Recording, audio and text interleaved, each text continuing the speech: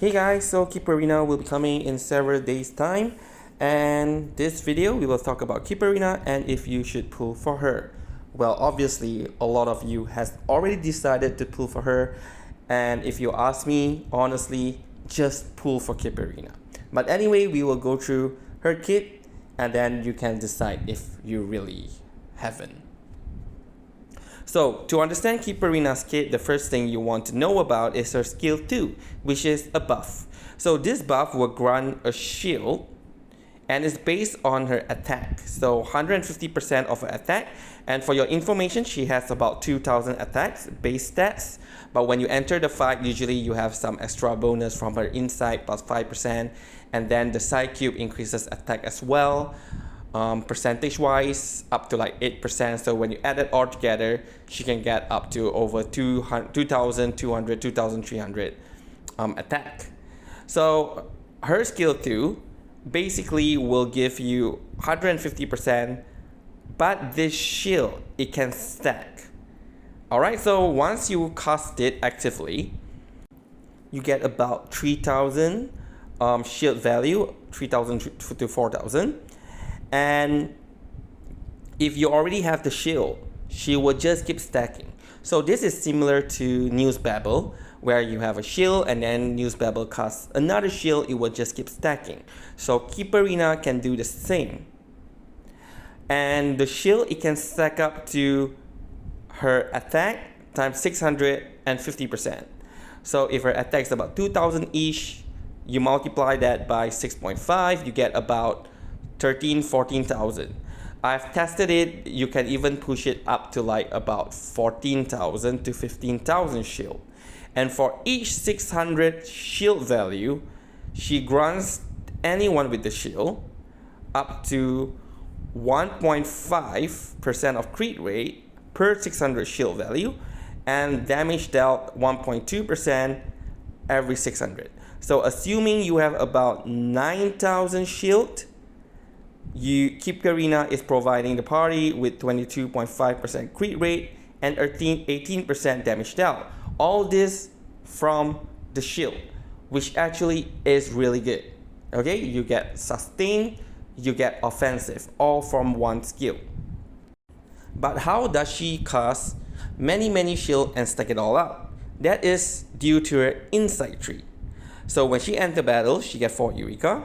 And at the start of the round, depending on how many Eureka that she has total of maximum 5 Eureka.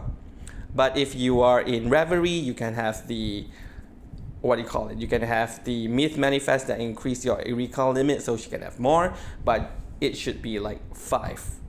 So every 2 Eureka that she has, she consume it and she will cast rank 1 skill 2. For everyone is the name of her skill 2. So every 2 Eureka she will cast it. So at the start of the round she will use up as much Eureka as she can in order to cast as many shield as she can.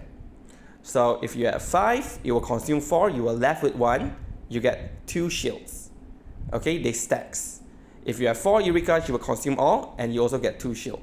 If you have lesser, then she casts 1 shield, and basically she can do that passively as long as she has Eureka.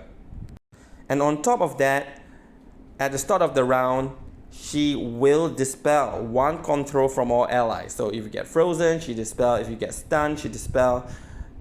If you get disarm, nightmare, all those kind of control, she dispel all of it. But just 1 of it at the start of the round. And based on the runs that I did in CN, so I was looking at the shield value. If she auto cast it, it's about 3008. And if she actively casts it, then it'll be about 4001. But I'm not exactly sure on this yet. I will do more in-depth analysis when I get Kiperina in GL before I prepare the infographic, the tips for Kiperina. Okay, but at the moment, this is what I saw based on my runs in CN. So one question here is that we want more Eureka. How does she get Eureka? And that is from her Insight 1. So when allies consume Eureka, inspiration increases. That is typical for any impromptu team.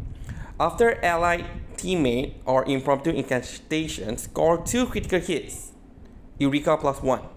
At the end of the round, gain 1 stack of Aurora Corona for every excess Eureka or Eureka consumed this round. So for your information, if a mass attack, which means let's say you cast an incantation, it attacks 2 enemies. Technically, it deals 2 crits, right? 1 on each enemy. But the game only registers this as 1 crit for Kiperina's Eureka.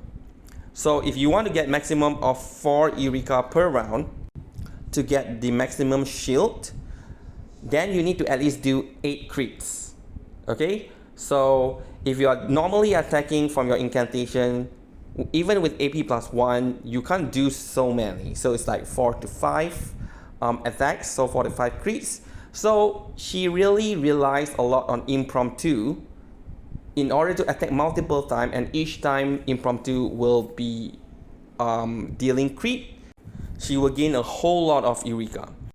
And apart from impromptu, if you want her to be in a team where she can get a lot of Eureka, that will be a team with a lot of follow-up attack. Because each of these follow-up attack, if they crit, then she will be able to get a lot of Eureka. As for Aurora Corona, at the start of the round, all allies gain 10%. So you just need 1 stack to activate this. So it's like a passive 10% buff Kiperina provides to the team no matter what.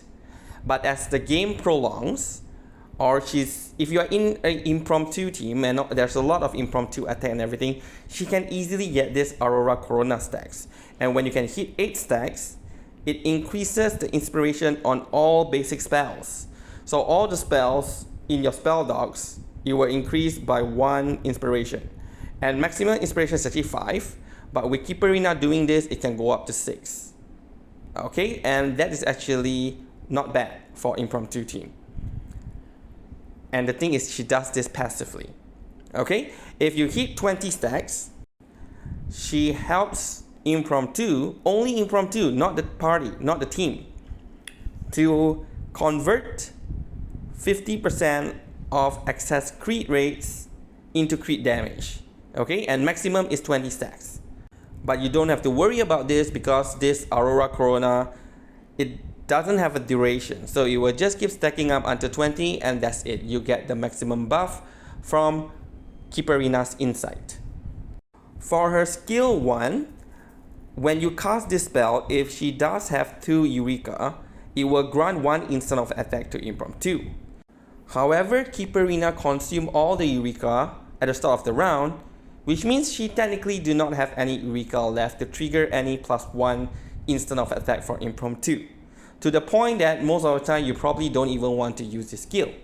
She can still gain Eureka enough to trigger this if you put this incantation slightly as one of the last few incantation. Because if you have lined up some of the incantation, maybe from Baccarola, from Voyager, from Regulus, and they will be attacking and doing crit, they will grant some of this Eureka to Kiperina. So when Kiperina uses this skill, she can trigger the +1 instances. But again, if you are with Baccarolas, after you out, every time someone uses an attack incantation, which is what her S1 is, then her Eureka will be consumed. So in that case, she won't be able to accumulate enough Eureka in order to trigger that. So most of the time, if you're playing in an impromptu team, you just let her be. You don't even use much of her attacks. Probably buff once in a while if you have any excess or extra AP. And then you let impromptu trigger. Then impromptu doing so many crit. This is where Kiperina will gain most of the crit in order to build her Eureka. And then subsequently provide shield to the entire party. As for her ultimate, again, if you are not using her incantation actively, she does buff automatically using S2. S1, something that you probably don't want to use. So she wouldn't be able to gain much Moxie. So in that case, you will barely use her ultimate. But in situation where you do actively use it, her ultimate is actually really good as well. So first of all, it includes Cosmic Radiation. What is Cosmic Radiation? It's a debuff and it's for 3 rounds. So if you can sustain her ultimate every 3 rounds, you can ensure this debuff will be on the enemy. And this debuff can decrease damage taken reduction by 30% and crit resist by 30%. And on top of that, it dispels all stats down, negative status, and control from all allies, and grants 6 points of inspiration to Impromptu. So out of all the Impromptu setup, with Voyager, Aleph, and Barcarola, she's definitely will not be able to use her out. You know, if anything, if at all, she can't use it. There's just not enough AP. You need to use it for Aleph, you need to use it for Barcarola, you need to use it for Voyager. Only exception here if you have Regulus instead of Voyager. So Regulus is also very AP friendly. This is where you can have some AP for her and eventually cast her ultimate. As for her Portray, the first 2 Portray increases the buff that she provides to the party. Portray 3 and 4 is mainly for better sustain, but she already can do a lot of sustain, you don't need it. And level 5, it helps to boost her buff even more.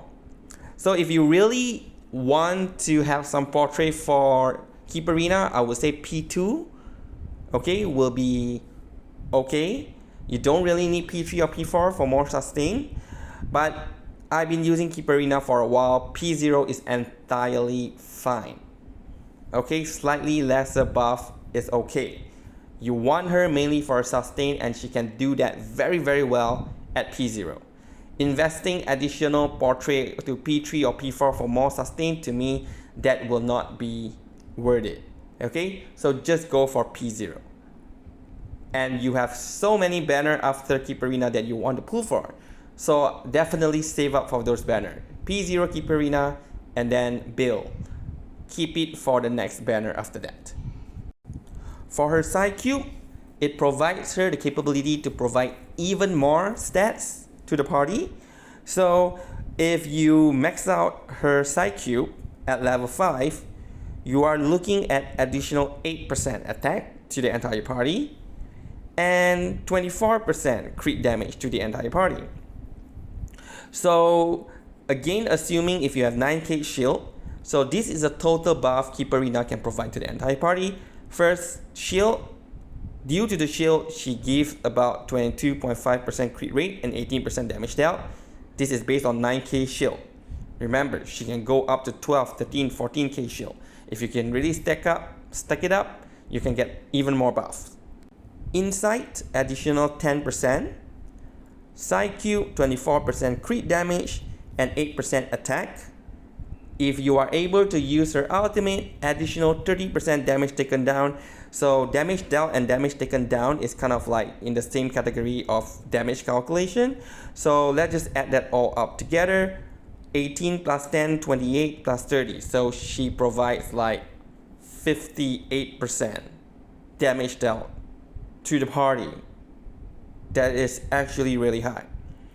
And after that, 22% crit rate, 24% crit damage, and if you add that with the crit resist down, which add up for the crit, so 30% plus 22%, so she's like 50% crit, 50% damage dealt, 8% attack, 24% crit damage. If that is low, I don't know what is high. Okay, a lot of you guys mentioned she only provides sustain, she doesn't provide buff. Untrue, she provides buff. And in the video I did with the Dynamo team, it is because of Kiperina's buff that Lucy is hitting so much harder, which out damage Ezra. And as a sustain, Kiperina is also better. But again, this video is not about Kiperina or Ezra. I already did that. But just to repeat it, Kiperina, likely you will end up using her in Impromptu. So you will still need Ezra for Dynamo team. And that is saying that if you have both team. If you don't have both team, like you're going for Dynamo, it is also it's a good idea to go for Kiperina, and then Kiperina will be in your Dynamo team.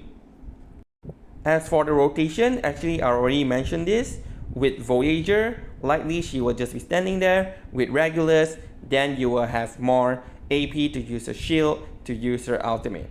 Try to keep her ultimate if you can. Align it with Aleph. When Aleph uses his ultimate, next turn you will do that burst attack. That is the turn that you also want to use Kiperina's ultimate. Or at least make sure the debuff from Kiperina's ultimate is still on the enemy. Her debuff lasts 3 rounds from the ultimate. Alright? In a non-impromptu team, it's the same. If you have any excess AP, use it on her shield. More shield, more damage. And then after that, eventually you cast the ultimate. Very good support, very good sustain. So lastly, should you pull? Definitely pull for her. She is really, really good. Okay, her capability as a sustain is so good, and she's very AP friendly. You can play her while not using any of her incantation. You can play her by buffing more often and then use her ultimate. Both are really, really viable way to use Kiperina. Okay, another thing to highlight here is the capability to remove control, and that is too good. There's a lot of fights where the boss mechanic heavily rely on stopping us by inflicting crowd control on our party. Kiperina basically just make that. She doesn't care, right? Every turn you remove 1. Unless the enemy casts several types of crowd control, which at this point we haven't faced an enemy like that. Those usually have 1 crowd control once in a while. Kiperina will trivialize those fights, making them very easy. So, with all this information, the last question, will I pull for her? Yes. And to let you all know, initially I planned to skip the impromptu team. Yeah, I was mostly free to play, but now I'm no longer free to play, and I'm actively buying Unilocks in order to pull for all the characters at this point. But before that, when I wasn't doing that, I planned to skip impromptu entirely. Barcarola, Aleph, I plan to skip them. But during the whole thing, I never once planned to skip Kiperina, because when I saw the performance of Kiperina as a sustain, she is a must pull, even if she doesn't synergize with other characters outside of impromptu. But actually she still gives a lot of buff. If Mercuria can give so many buff, Kiperina also can provide so much buff.